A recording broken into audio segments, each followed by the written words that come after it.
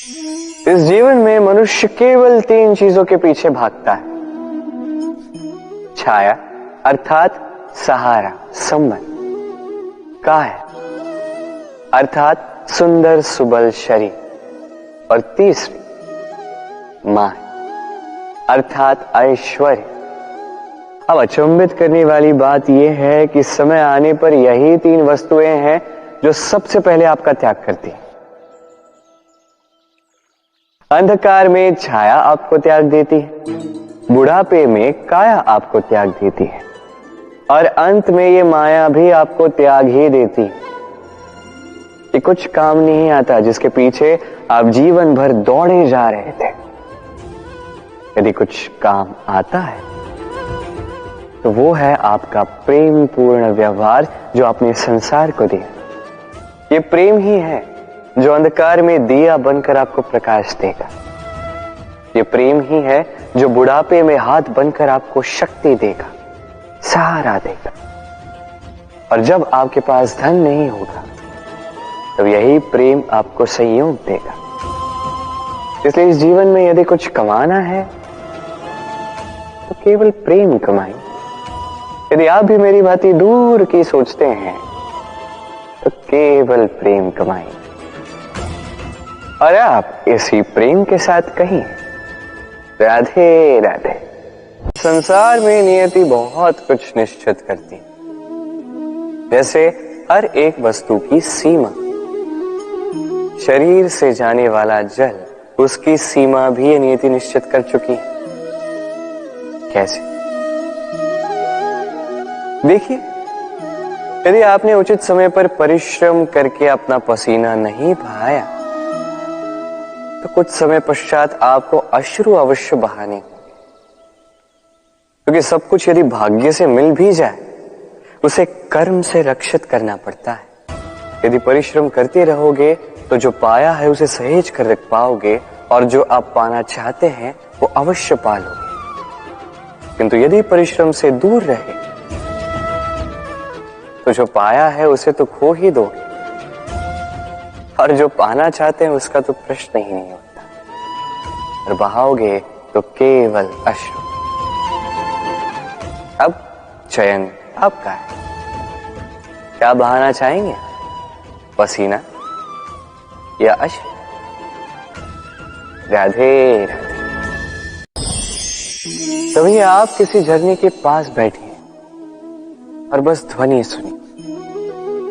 हाँ, वो ध्वनि मन को शांत ही कर देती है, हम एक आनंद सा भर देती है। तो इसे मैं कहता हूं नैसर्गिक संगीत। कभी सोचा है ये संगीत उत्पन्न करने के लिए जल को कितने परिश्रम करने पड़े, क्या कुछ करना पड़ा? सोचिए वो जल कहां कहां से गिरा होगा, किन किन चट्टानों से जाके टकराया होगा, कैसी तीक्ष्ण रेखाओं का सामना किया होगा, उसे कैसे लांघा होगा, अपने तन में समाहित उन पत्थरों से कैसे संघर्ष किया होगा, कैसे आगे बढ़ा होगा। सोचिए ये सब होने के पश्चात ही ये संगीत सुनना संभव था। इस झरने का ये सुंदर संगीत आपके कान तक कभी पहुंचता ही नहीं यदि उस जल का विरोध करने वाले पत्थर ना होते। इसका तात्पर्य क्या है? तात्पर्य एक ही है, इन बाधाओं का सामना करें, इनसे दूर ना भागे, क्योंकि ये बाधाएं ये नैसर्गिक है। सभी के जीवन में ये बाधाएं आती हैं, इनका सामना करें, जीवन में आगे बढ़े। और आप भी स्वयं से उत्पन्न कीजिए नैसर्गिक संगीत, और इस संसार में फैलाइए शांति और प्रसन्नता। राधे राधे। इस पुष्प को देख रहे हैं आप? कितना सुंदर है ये पुष्प। हर कोई चाहता है कि ऐसे किसी पुष्प को वो अपना ले, अपने पास रख ले। अब सोचिए पुष्प को ये जो सम्मान मिलता है ये किस कारण से मिलता है? केवल इसलिए कि ये सुंदर है? चलिए आपको कुछ समझाता। ये पुष्प जब डाली पर होता है सुगंध से हमें आकर्षित करता है। इसी पुष्प की यदि आप माला बनाओ, किसी मूर्ति पे चढ़ा तो यह आदर का प्रतीक बनता है। अब यही पुष्प यदि आप शैया पे बिछा दो तो आप वो दृश्य देखकर, आप उस सुगंध से आपका मन प्रफुल्लित हो जाएगा। किंतु सोचिए, यही पुष्प यदि ये आप अर्थी पर सजाते हैं तो इस पुष्प का कोई सम्मान नहीं करता। कैसी बात है? वही पुष्प है, इस परिस्थिति में इसे सम्मान मिल रहा है, इसमें नहीं मिल रहा। क्यों? क्योंकि यही छिपी है एक महत्वपूर्ण सीख। इसका सार ये है कि सम्मान व्यक्ति या वस्तु का नहीं किया जाता, सम्मान किया जाता है समय और स्थिति का। अब समय जो है, समय हमारे वश में तो है नहीं, हमारे वश में है स्थिति। हमारी स्थिति कैसी होगी इसका निर्णय स्वयं हम लेंगे, और जैसी हमारी स्थिति होगी वैसा हमारा सम्मान होगा। तो आइए मेरे साथ प्रेम से कहिए, राधे राधे। सफलता, सफलता कौन नहीं पाना चाहता? हर एक व्यक्ति चाहता है कि सफलता स्वयं आकर उसके कदम चूमे। अब सफलता कदम केवल उनके चूमती है जिनके पांव धरातल पर होते हैं, जो स्वप्न की आशा में उड़ते नहीं, जो यथार्थ के धरातल से जुड़े होते हैं, वो भी दृढ़ता के साथ। सफलता उनको नहीं मिलती जो घर पे बैठे बैठे केवल स्वप्न देखते हैं।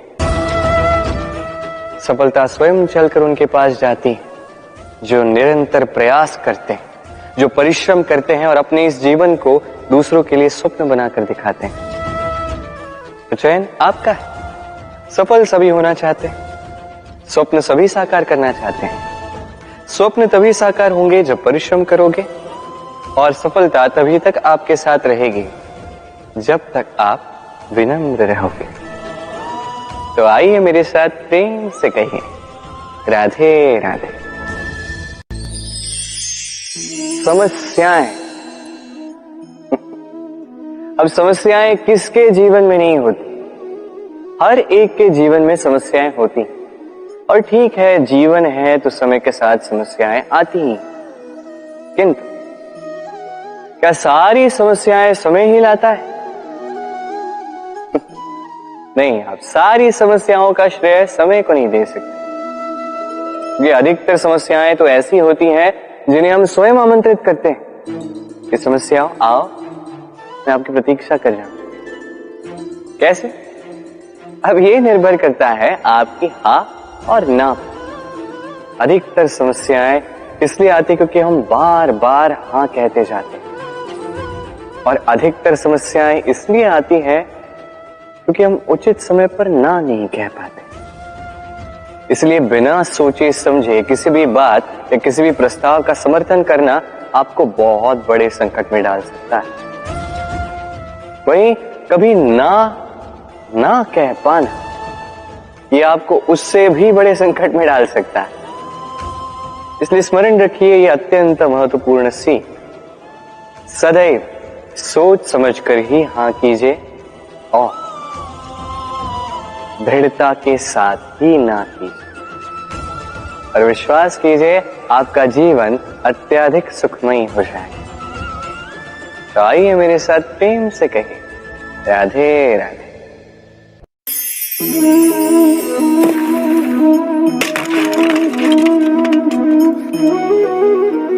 ये क्या हुआ? मुझे ठोकर लगते ही ये हाथ से छूटकर गिर क्यों गया, टूट क्यों गया? अब आप कहेंगे ये तो ऐसा ही होता है इस जीवन में, इस संसार में। ठोकर लगने के पश्चात हमारे हाथ जो भी होता है वो छूट जाता है, जो बनता है वो टूट ही जाता है। किंतु क्या ये सत्य है? आपको एक बात बता देता हूं, ठोकर खाकर गिरने के पश्चात संसार की कोई भी वस्तु भले हाथ से छूट जाए, सफलता अवश्य आती। चाहे कितनी भी बुरी तरीके से आप गिरे हो, ठोकर खाई हो, भविष्य अवश्य बनता है। क्योंकि ये ठोकर, असफलता, ये कठिनाई, ये हमें ऐसे निखारती है जैसे अग्नि स्वर्ण को। इसलिए जीवन में केवल आगे बढ़ते जाए, दृढ़ निश्चय के साथ बढ़ते जाए और ठोकर खाकर गिरने से कभी भयभीत मत होइए, क्योंकि ये आने वाली सफलता का संकेत। और सफलता तभी मिलेगी जब आप गिरोगे, जब आप पुनः उठोगे और जब आप पुनः जीवन में आगे बढ़ोगे।